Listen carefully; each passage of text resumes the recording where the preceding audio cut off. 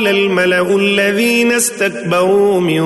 قومه لنخرجنك يا شعيب والذين آمنوا معك من قريتنا أو لتعودن في ملتنا قال أولو كنا كارهين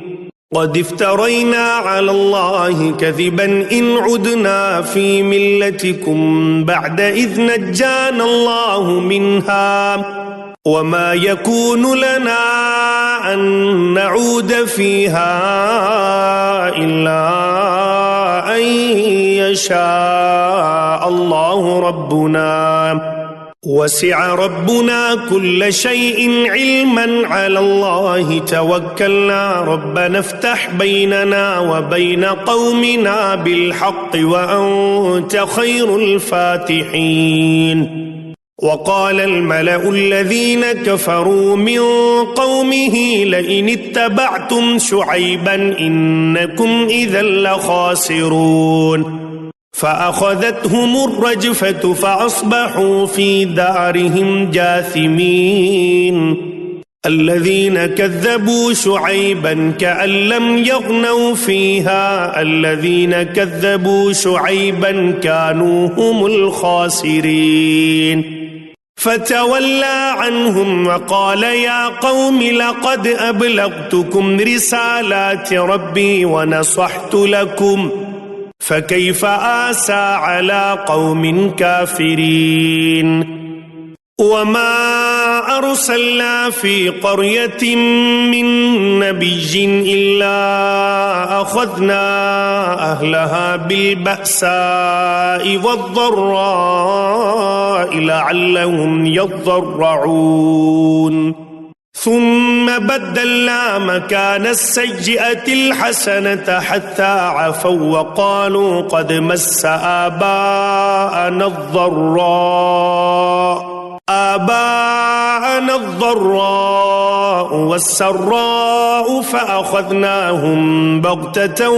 وهم لا يشعرون. ولو أن أهل القرى آمنوا واتقوا لفتحنا عليهم بركات من السماء والأرض ولكن كذبوا فأخذناهم بما كانوا يكسبون. أفأمن أهل القرى أن يأتيهم بأسنا بياتا وهم نائمون أوأمن أهل القرى أن يأتيهم بأسنا ضحى وهم يلعبون أفأمنوا مكر الله فلا يأمن مكر الله إلا القوم الخاسرون. أولم يهد للذين يرثون الأرض من بعد أهلها أن لو نشاء أصبناهم بذنوبهم ونطبع على قلوبهم فهم لا يسمعون. تلك القرى نقص عليك من أنبائها ولقد جاءتهم رسلهم بالبينات فما كانوا ليؤمنوا بما كذبوا من قبل كذلك يطبع الله على قلوب الكافرين. وما وجدنا لأكثرهم من عهد وإن وجدنا أكثرهم لفاسقين. ثم بعثنا من بعدهم موسى بآياتنا إلى فرعون وملئه فظلموا بها فانظر كيف كان عاقبة المفسدين. وقال موسى يا فرعون إني رسول من رب العالمين حقيق على ألا أقول على الله إلا الحق قد جئتكم ببينة من ربكم فأرسل معي بني إسرائيل قال إن كنت جئت بآية فأت بها إن كنت من الصادقين فألقى عصاه فإذا هي ثعبان مبين ونزع يده فإذا هي بيضاء للناظرين قال الملأ من قوم فرعون إن هذا لساحر عليم يريد أن يخرجكم من أرضكم فماذا تأمرون قالوا أرجه وأخاه وأرسل في المدائن حاشرين يأتوك بكل ساحر عليم وجاء السحرة فرعون قالوا إن لنا لأجرا إن كنا نحن الغالبين قال نعم وإنكم لمن المقربين قالوا يا موسى إما أن تلقي وإما أن نكون نحن الملقين قال ألقوا فلما ألقوا سحروا أعين الناس واسترهبوهم وجاءوا بسحر عظيم وأوحينا إلى موسى أن ألق عصاك فإذا هي تلقف ما يأفكون فوقع الحق وبطل ما كانوا يعملون فغلبوا هنالك وانقلبوا صاغرين وألقي السحرة ساجدين قالوا آمنا برب العالمين رب موسى وهارون قال فرعون آمنتم به قبل أن آذن لكم إن هذا لمكر مكرتموه في المدينة لتخرجوا منها أهلها فسوف تعلمون لأقطعن أيديكم وأرجلكم من خلاف ثم لأصلبنكم أجمعين قالوا إنا إلى ربنا منقلبون وما تنقم منا إلا أن آمنا بآيات ربنا لما جاءتنا ربنا أفرغ علينا صبرا وتوفنا مسلمين وقال الملأ من قوم فرعون أتذر موسى وقومه ليفسدوا في الأرض ويذرك وآلهتك قال سنقتل أبناءهم ونستحيي نساءهم وإنا فوقهم قاهرون قال موسى لقومه استعينوا بالله واصبروا إن الأرض لله يورثها من يشاء من عباده والعاقبة للمتقين قالوا أوذينا من قبل أن تأتينا ومن بعد ما جئتنا قال عسى ربكم أن يهلك عدوكم ويستخلفكم في الأرض فينظر كيف تعملون ولقد أخذنا آل فرعون بالسنين ونقص من الثمرات لعلهم يذكرون فإذا جاءتهم الحسنة قالوا لنا هذه وإن تصبهم سيئة يطيروا بموسى ومن معه ألا إنما طائرهم عند الله ولكن أكثرهم لا يعلمون وقالوا مهما تأتنا به من آية لتسحرنا بها فما نحن لك بمؤمنين فأرسلنا عليهم الطوفان والجراد والقمل والضفادع والدم آيات مفصلات فاستكبروا وكانوا قوما مجرمين ولما وقع عليهم الرجز قالوا يا موسى ادع لنا ربك بما عهد عندك لئن كشفت عنا الرجز لنؤمنن لك ولنرسلن معك بني إسرائيل فلما كشفنا عنهم الرجز إلى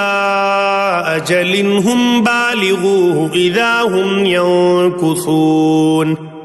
فانتقمنا منهم فأغرقناهم في اليم بأنهم كذبوا بآياتنا وكانوا عنها غافلين وأورثنا القوم الذين كانوا يستضعفون مشارق الأرض ومغاربها التي باركنا فيها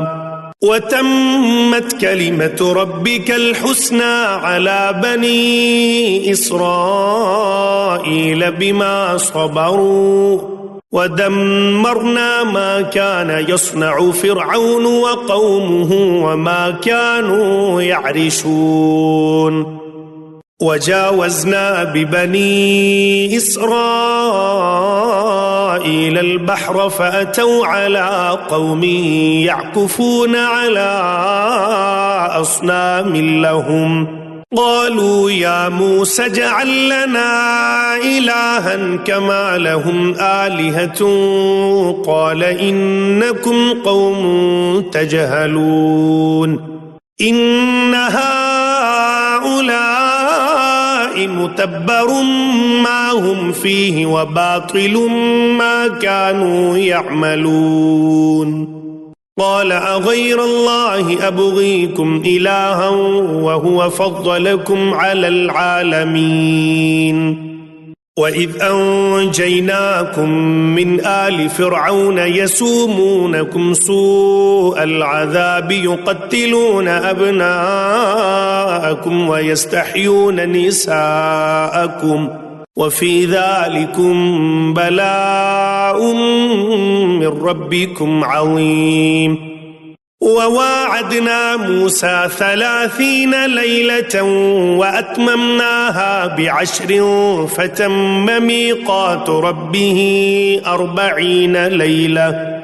وقال موسى لأخيه هارون اخلفني في قومي وأصلح ولا تتبع سبيل المفسدين ولما جاء موسى لميقاتنا وكلمه ربه قال رب أرني أنظر إليك قال لن تراني ولكن انظر إلى الجبل فإن استقر مكانه فسوف تراني فلما تجلى ربه للجبل جعله دكا وخر موسى صعقا فلما أفاق قال سبحانك تبت إليك وأنا أول المؤمنين قال يا موسى إني اصطفيتك على الناس برسالاتي وبكلامي فخذ ما آتيتك وكن من الشاكرين وكتبنا له في الألواح من كل شيء موعظة وتفصيلا لكل شيء فخذها بقوة وأمر قومك يأخذوا بأحسنها سأريكم دار الفاسقين سأصرف عن آياتي الذين يتكبرون في الأرض بغير الحق وإن يروا كل آية لا يؤمنوا بها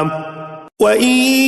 يروا سبيل الرشد لا يتخذوه سبيلا وإن يروا سبيل الغي يتخذوه سبيلا ذلك بأنهم كذبوا بآياتنا وكانوا عنها غافلين والذين كذبوا بآياتنا ولقاء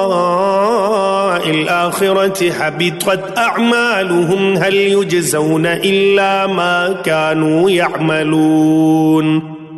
واتخذ قوم موسى من بعده من حليهم عجلا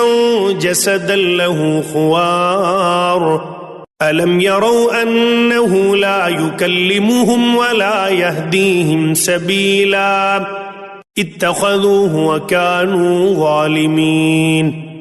ولما سقط في أيديهم ورأوا أنهم قد ضلوا قالوا لئن لم يرحمنا ربنا ويغفر لنا لنكونن من الخاسرين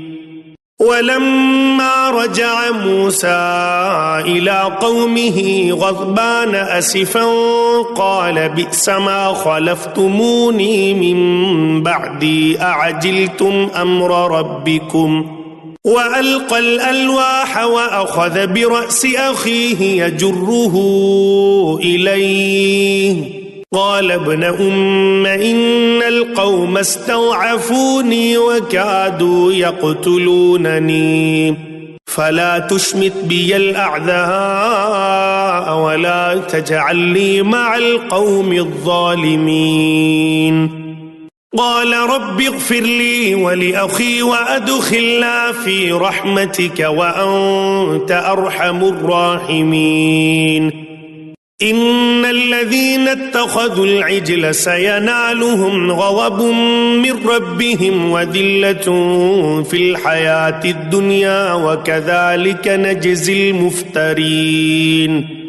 والذين عملوا السيئات ثم تابوا من بعدها وآمنوا إن ربك من بعدها لغفور رحيم ولما سكت عن موسى الغضب أخذ الألواح وفي نسختها هدى ورحمة للذين هم لربهم يرهبون واختار موسى قومه 70 رجلا لميقاتنا فلما أخذتهم الرجفة قال رب لو شئت أهلكتهم من قبل وإياي أتهلكنا بما فعل السفهاء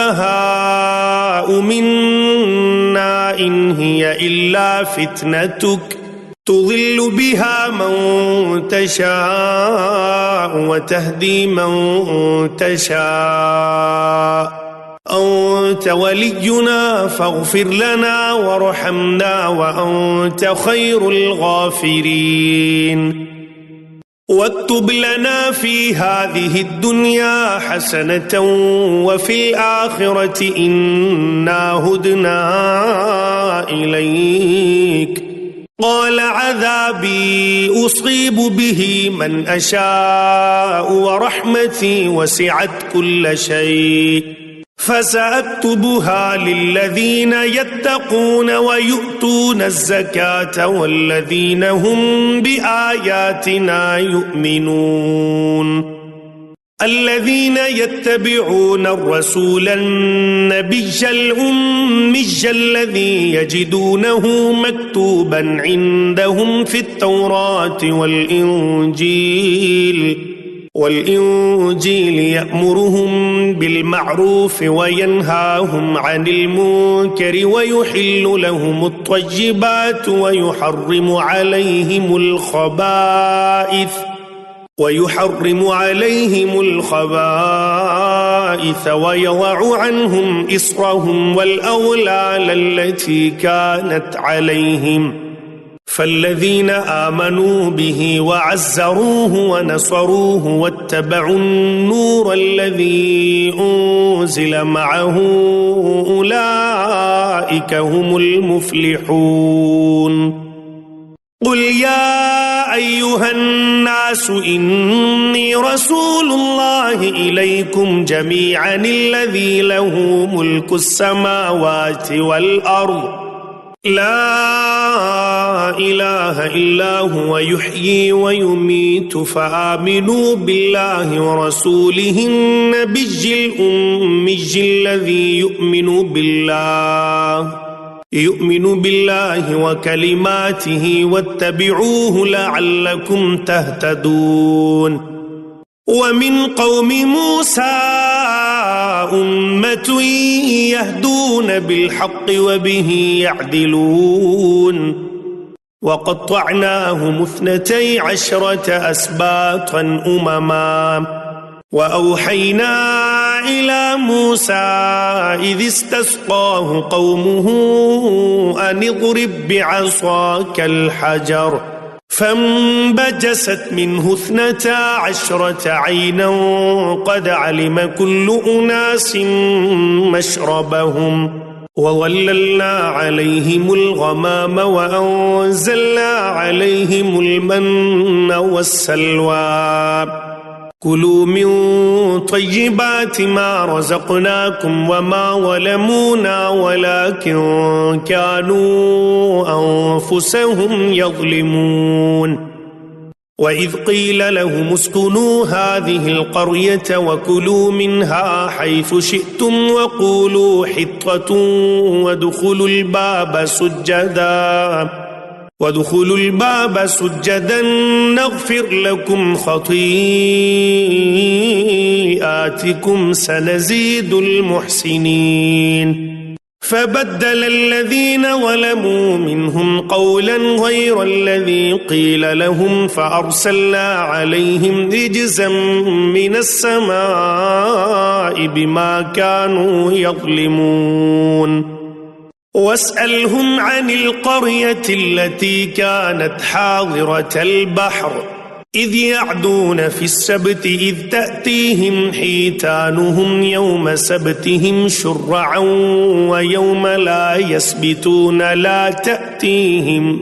لا تأتيهم كذلك نبلوهم بما كانوا يفسقون وإذ قالت أمة منهم لم تعظون قوما الله مهلكهم أو معذبهم عذابا شديدا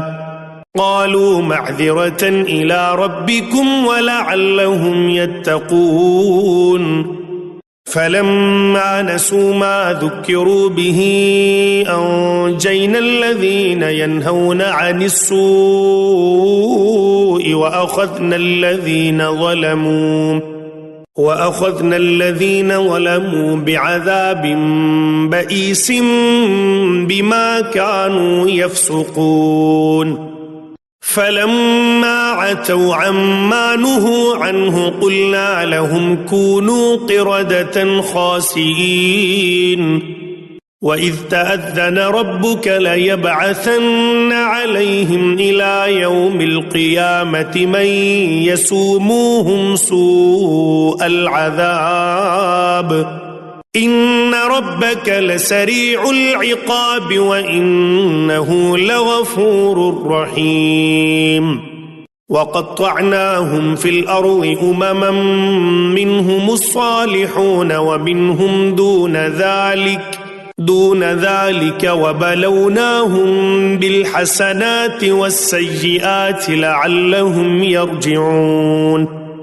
فخلف من بعدهم خلف ورثوا الكتاب يأخذون عرض هذا الأدنى ويقولون سيغفر لنا وإن يأتهم عرض مثله يأخذوه ألم يؤخذ عليهم ميثاق الكتاب ألا يقولوا على الله إلا الحق ودرسوا ما فيه والدار الآخرة خير للذين يتقون أفلا تعقلون والذين يمسكون بالكتاب وأقاموا الصلاة إنا لا نضيع أجر المصلحين وإذ نتقنا الجبل فوقهم كأنه ظلة وظنوا أنه واقع بهم خذوا ما آتيناكم بقوة واذكروا ما فيه لعلكم تتقون وإذ أخذ ربك من بني آدم من ظهورهم ذريتهم وأشهدهم على أنفسهم ألست بربكم قالوا بلى شهدنا أن تقولوا يوم القيامة إنا كنا عن هذا غافلين أو تقولوا إنما أشرك آباؤنا من قبل وكنا ذرية من بعدهم أفتهلكنا بما فعل المبطلون وكذلك نفصل الآيات ولعلهم يرجعون واتل عليهم نبأ الذي آتيناه آياتنا فانسلخ منها فأتبعه الشيطان فكان من الغاوين ولو شئنا لرفعناه بها ولكنه أخلد إلى الأرض واتبع هواه فمثله كمثل الكلب إن تحمل عليه يلهث أو تتركه يلهث ذلك مثل القوم الذين كذبوا بآياتنا فاقصص القصص لعلهم يتفكرون ساء مثلا القوم الذين كذبوا بآياتنا وأنفسهم كانوا يظلمون من يهد الله فهو المهتدي ومن يضلل فأولئك هم الخاسرون ولقد ذرأنا لجهنم كثيرا من الجن والإنس لهم قلوب لا يفقهون بها ولهم أعين لا يبصرون بها ولهم آذان لا يسمعون بها أولئك كالأنعام بل هم أضل أولئك هم الغافلون ولله الأسماء الحسنى فادعوه بها وذروا الذين يلحدون في أسمائه سيجزون ما كانوا يعملون وممن خلقنا أمة يهدون بالحق وبه يعدلون والذين كذبوا بآياتنا سنستدرجهم من حيث لا يعلمون وأملي لهم إن كيدي متين أولم يتفكروا ما بصاحبهم من جنة إن هو إلا نذير مبين أولم ينظروا في ملكوت السماوات والأرض وما خلق الله من شيء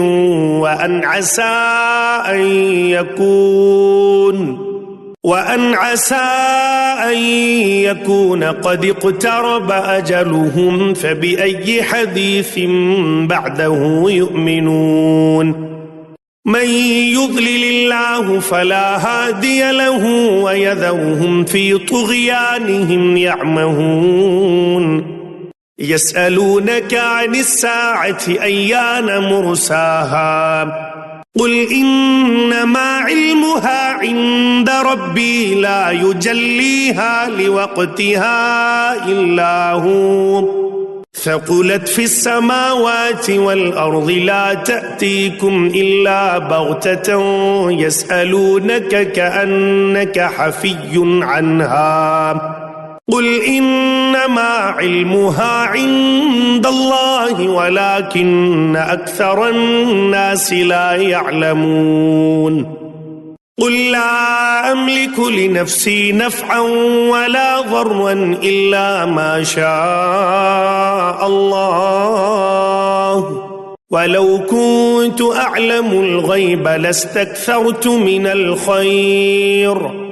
وما مسني السوء إن أنا إلا نذير وبشير لقوم يؤمنون هو الذي خلقكم من نفس واحدة وجعل منها زوجها ليسكن إليها فلما تغشاها حملت حملا خفيفا فمرت به فلما أثقلت دعوا الله ربهما لئن آتيتنا صالحا لنكونن من الشاكرين فلما آتاهما صالحا جعلا له شركاء فيما آتاهما فتعالى الله عما يشركون أيشركون ما لا يخلق شيئا وهم يخلقون ولا يستطيعون لهم نصرا ولا أنفسهم ينصرون وإن تدعوهم إلى الهدى لا يتبعوكم سواء عليكم أدعوتموهم أم أنتم صامتون إن الذين تدعون من دون الله عباد أمثالكم فادعوهم فليستجيبوا لكم إن كنتم صادقين ألهم أرجل يمشون بها أم لهم أيدي يبطشون بها أم لهم أعين يبصرون بها أم لهم آذان يسمعون بها قل ادعوا شركاءكم ثم كيدون فلا تنظرون إن وليي الله الذي نزل الكتاب وهو يتولى الصالحين والذين تدعون من دونه لا يستطيعون نصركم ولا أنفسهم ينصرون وإن تدعوهم إلى الهدى لا يسمعوا وتراهم ينظرون إليك وهم لا يبصرون خذ العفو وأمر بالعرف وأعرض عن الجاهلين وإما ينزغنك من الشيطان نزغ فاستعذ بالله إنه سميع عليم إن الذين اتقوا إذا مسهم طائف من الشيطان تذكروا فإذا هم مبصرون وإخوانهم يمدونهم في الغي ثم لا يقصرون وإذا لم تأتهم بآية قالوا لولا اجتبيتها قل إنما أتبع ما يوحى إلي من ربي هذا بصائر من ربكم وهدى ورحمة لقوم يؤمنون وإذا قرئ القرآن فاستمعوا له وأنصتوا لعلكم ترحمون واذكر ربك في نفسك تضرعا وخيفة ودون الجهر من القول بالغدو والآصال ولا تكن من الغافلين إن الذين عند ربك لا يستكبرون عن عبادته ويسبحونه وله يسجدون بسم الله الرحمن الرحيم يسألونك عن الأنفال قل الأنفال لله والرسول فاتقوا الله وأصلحوا ذات بينكم وأطيعوا الله ورسوله إن كنتم مؤمنين. إنما المؤمنون الذين إذا ذكر الله وجلت قلوبهم وإذا تليت عليهم آياته زادتهم إيمانا وعلى ربهم يتوكلون. الذين يقيمون الصلاة ومما رزقناهم ينفقون أولئك هم المؤمنون حقا لهم درجات عند ربهم ومغفرة ورزق كريم. كما أخرجك ربك من بيتك بالحق وإن فريقا من المؤمنين لكارهون يجادلونك في الحق بعدما تبين كأنما يساقون إلى الموت وهم ينظرون. وإذ يعدكم الله إحدى الطائفتين أنها لكم وتودون أن غير ذات الشوكة تكون لكم ويريد الله أن يحق الحق بكلماته ويقطع دابر الكافرين ليحق الحق ويبطل الباطل ولو كره المجرمون. إذ تستغيثون ربكم فاستجاب لكم أني ممدكم ب1000 من الملائكة مردفين. وما جعله الله إلا بشرى ولتطمئن به قلوبكم وما النصر إلا من عند الله إن الله عزيز حكيم. إذ يغشيكم النعاس أمنة منه وينزل عليكم من السماء ماء ليطهركم به ويذهب عنكم رجز الشيطان وليربط على قلوبكم ويثبت به الأقدام. إذ يوحي ربك إلى الملائكة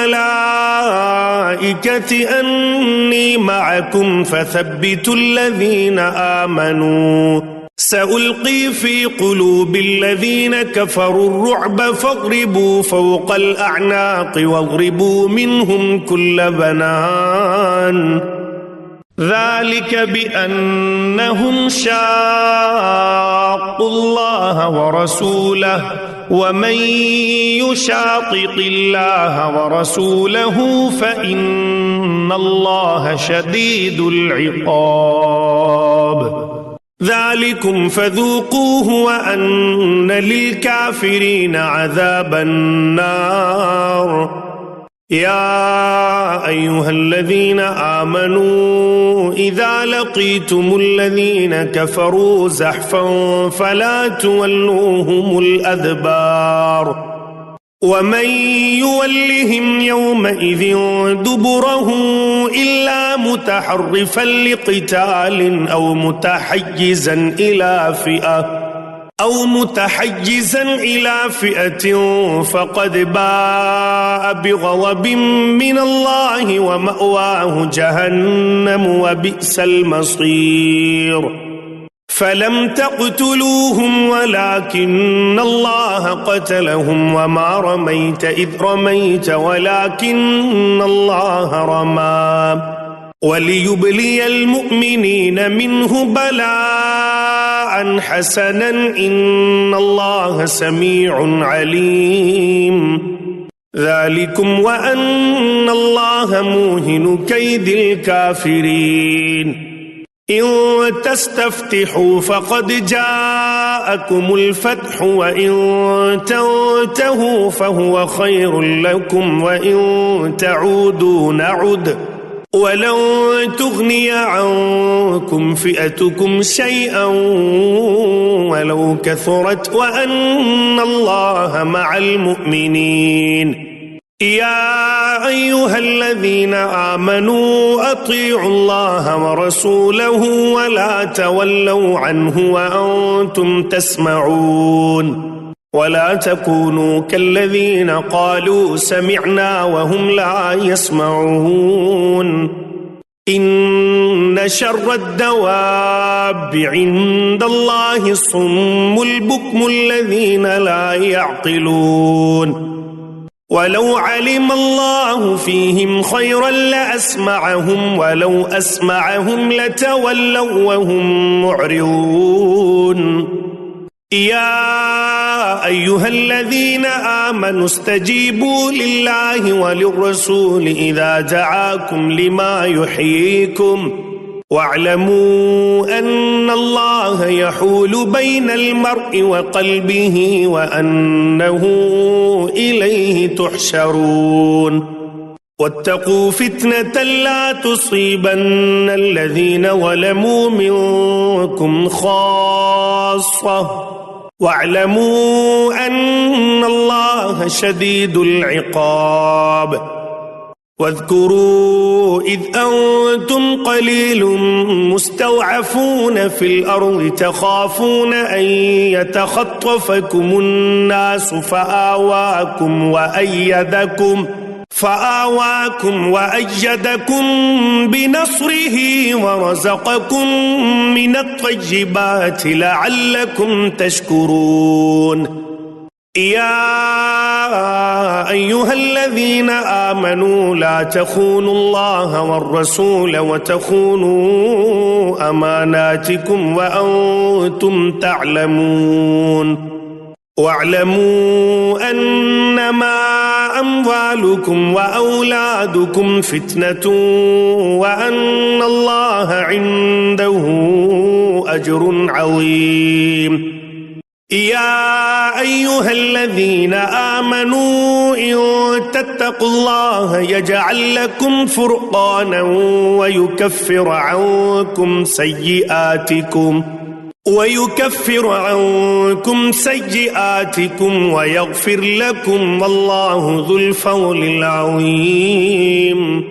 وإذ يمكر بك الذين كفروا ليثبتوك أو يقتلوك أو يخرجوك ويمكرون ويمكر الله والله خير الماكرين وإذا تتلى عليهم آياتنا قالوا قد سمعنا لو نشاء لقلنا مثل هذا إن هذا إلا أساطير الأولين وإذ قالوا اللهم إن كان هذا هو الحق من عندك فأمطر علينا حجارة من السماء أو ائتنا بعذاب أليم وما كان الله ليعذبهم وأنت فيهم وما كان الله معذبهم وهم يستغفرون